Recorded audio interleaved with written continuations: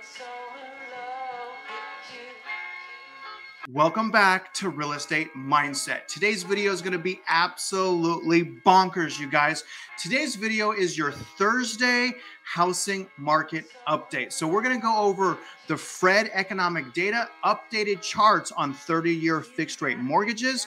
Then we're going to dive into my local MLS just to see if we can find any price cuts or any cooling going on in the Houston area. I like to reference Houston area and my local housing market because it's a super high demand area as far as people coming here and migrating here. And then we're going to end on reviewing the Treasury yields and talking about a possible recession. Now, if you guys could remember, I'm not a financial advisor. I'm an opinion sharer, realtor in Houston, Texas, loan officer. And if you could, please like this video, subscribe to my channel if you haven't already. And as always, please comment. And that brings me to the next thing. I am so sorry that I have been neglecting my comment section. This week has been a work week from hell, you guys. I can barely get out a video every day. Obviously, I have a full-time job doing something else in real estate, but I'm really sorry. And for those of you that continue to comment, I really appreciate your insights and experiences. Keep sharing those with us. Now, where we're going to start today is we're going to jump into the Fred economic data chart right now regarding 30-year fixed rate mortgages. Now, as you guys know, I wait to do these updates on Thursday just so that I can reference that graph. And a lot of you have probably noticed that there are other people saying that the average interest rates are actually higher than what Fred's reporting. The reason that is normally those quotes that with the higher interest rates are pertaining to conventional mortgages only. And the Fred economic data, what we're seeing is a combined 30-year fixed rate mortgage. So they take into account VA mortgages, FHA mortgages, and things of that nature. Now, generally, not all the time, generally, FHA and VA typically is going to have a lower rate than a conventional mortgage, so long as all of the qualification factors are the same. And that's why you're going to notice a little bit lower rate on the Fred economic data charts, because they take a lot more into consideration. So that's the reason there, guys. Let's jump into this graph right now and see what the new interest rate average is. Okay, guys, here's our chart. Now let's see here. Our new interest rate average is 5.27%. This is pretty crazy, you guys, how fast the interest rates have surged. So what from 5.10 to 5.27, which is essentially in 1 week, that has gone up about 17 basis points, which translates into a loss of 1.7% in purchasing power. Now, it's really interesting that, if we go back to the beginning or the start of the year, which is January 6th. So January 6th, we were at 3.22%. Now we're at 5.27, which essentially is a difference of 205 basis points, or 20.5% of purchasing power since January completely wiped out. Now, that's pretty astonishing. Now, if we go to April 7th right here, which is the start of this month. So the start of this month, the average rate was 4.72. Fast forward to today, again, 5.27. That's a difference of 55 basis points, or 5.5% of purchasing power completely wiped out of the real estate market. And you guys, it's not that necessarily we have super high interest rates. We don't have super high interest rates, although they are higher than they have been on average in a decade. The problem is, the real problem here is the lack of preparation and warning that we got as consumers, because they surged, they skyrocketed up. They didn't steadily go up. It was a rug pull. It was a snap of the fingers, Fed selling mortgage-backed securities, increasing the federal funds rate, and things of that nature. As a result of those things is essentially a skyrocket. But remember what I'm saying, you guys, we actually want, I repeat, we want higher interest rates. If you're out there looking for a house, that may sound crazy to you, but the fact of the matter is we need our housing market to cool down. Again, this is my opinion, because it's way too toxic right now. But the good news is, you guys, we are on stage one, right? Stage one, surging of interest rates. Stage two, price reduction. So we're kind of waiting on stage two to formulate fully, so we kind of see price reductions across the board, which essentially is going to bring me to my next thing. Let's access my local MLS right now just to see if I can find, how many price cuts there are. Is it back down to $120 a square foot? Because you guys remember, I know in other areas, $120 a square foot seems super low, like California and New York. But in my area, my local market that I watch, $120 a square foot is what I'm looking for personally to purchase my primary residence. But I'm at the point now where I actually may wait for $100 a square foot or $110 a square foot, because this is kind of happening a lot faster than I originally anticipated. Take a look at my MLS right now. Okay, guys, here's my local MLS, and here's Houston right here. I stick with Houston because with these updates, because I want my viewers just to kind of see my local market, and let's watch my local market, week after week, just to develop trend ideas and data, and then just kind of grow an opinion from there. Because like I've been saying to you guys, in my opinion, Houston is going to lag behind the rest of the nation as far as the cool down.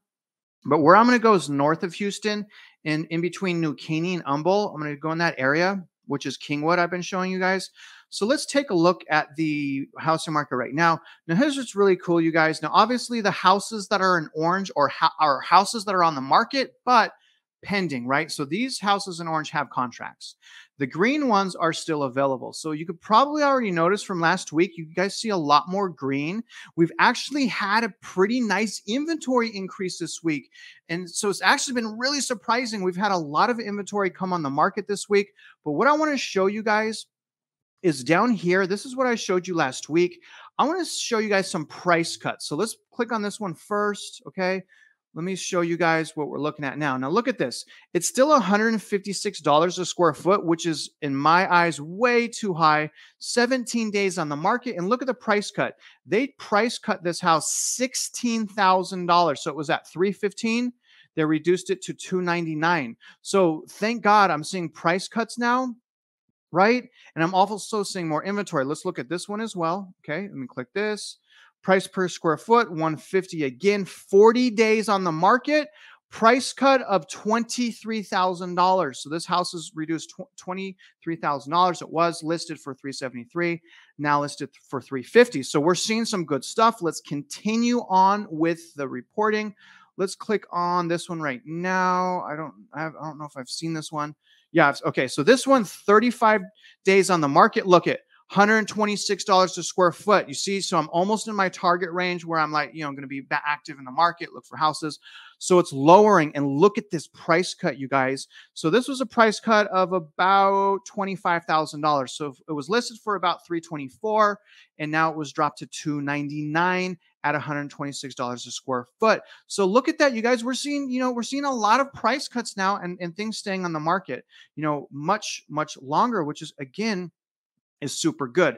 Now let's look at this listing right here for sale for $299. And I want to show you this, okay?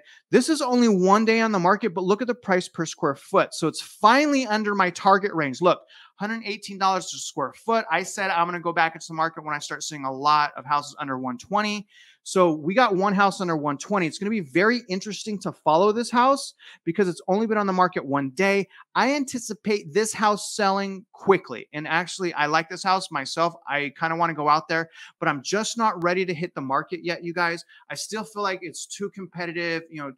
We can't get enough buyers incentives and things like that. But it's really super refreshing to finally see all the things that I've been talking about that have been happening across the nation finally make it to my local housing market. So what's going to be really interesting is if you guys follow the data, because we're seeing surges of inventory, we're seeing price cut, we're seeing cooling, but the thing is, will it continue? And I'm saying it's absolutely can continue, and it's going to continue so much so it's going to lead to a crash. But what I'm essentially telling you guys is, please follow the data with me. You're going to want to review Redfin articles, CoreLogic articles, some Zillow stuff. Go to Fred Economic Data. Keep watching the trends and keep watching the data so we don't have to use our emotions to try to figure out what's going on, right? Luckily, I've already went through this before, so it's a little bit easier for me to see indicators that I believe is going to lead us into the cool down / crash. But anyways, that's my local housing market, you guys.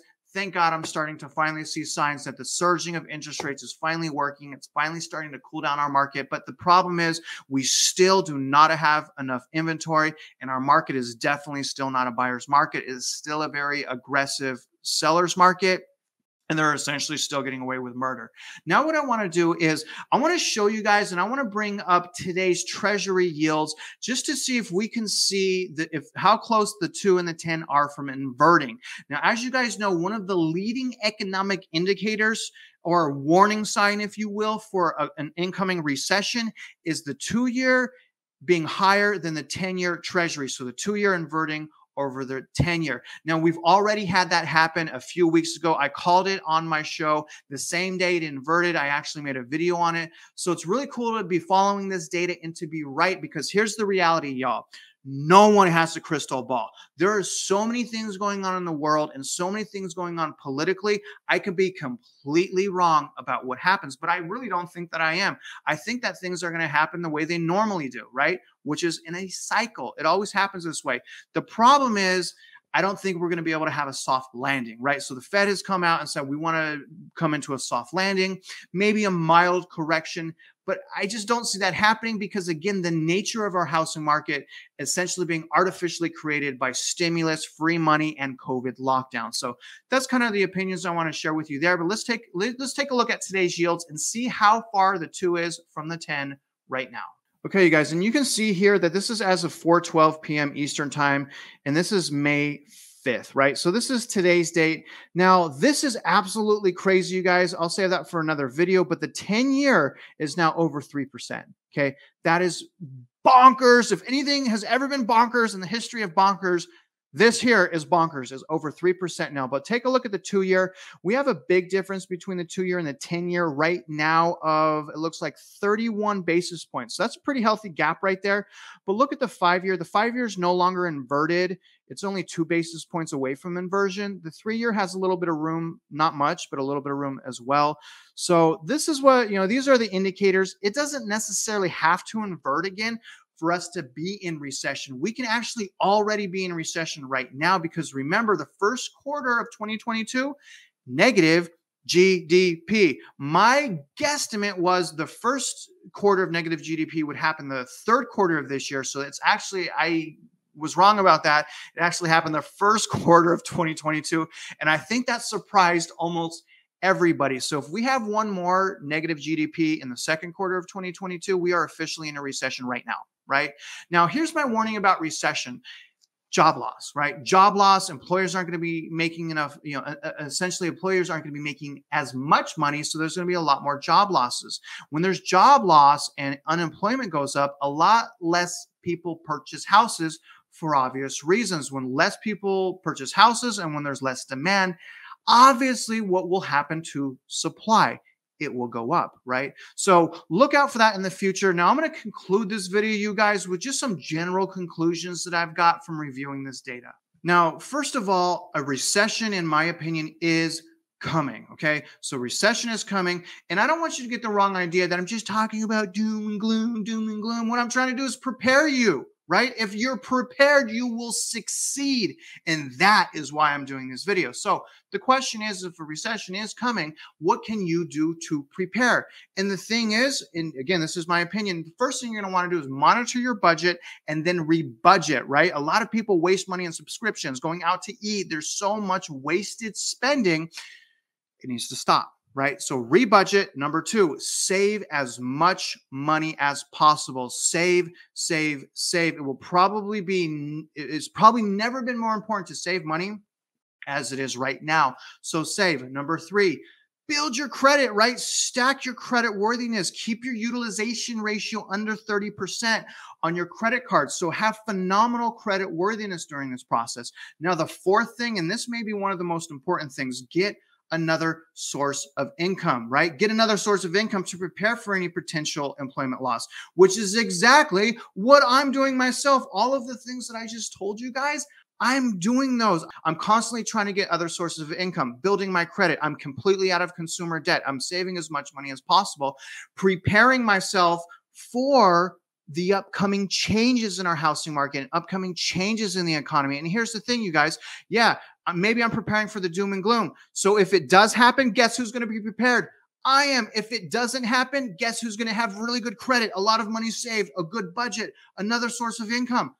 This guy. So what is the harm in doing these things? Y'all get it? Now, the other thing I want to kind of point out is I believe that we are in the first stage of a potential housing market crash, in that stage one being the transition, right? So I believe right now we are in that transition, the cool down transition, which is essentially price drops, homes on the market longer, and less competitive bidding. So I think we're finally starting to see that, as according to the data. The most important thing, though, you guys, is that those data trends continue in the same direction, right? We want more inventory, less demand, right? Because right now, it's a really crazy time to buy, because not only do we have those surging interest rates, not enough time has passed yet to bring down house values. So if you buy right now, record high, well, not record high, but highest in decade interest rate, top with record high median home value.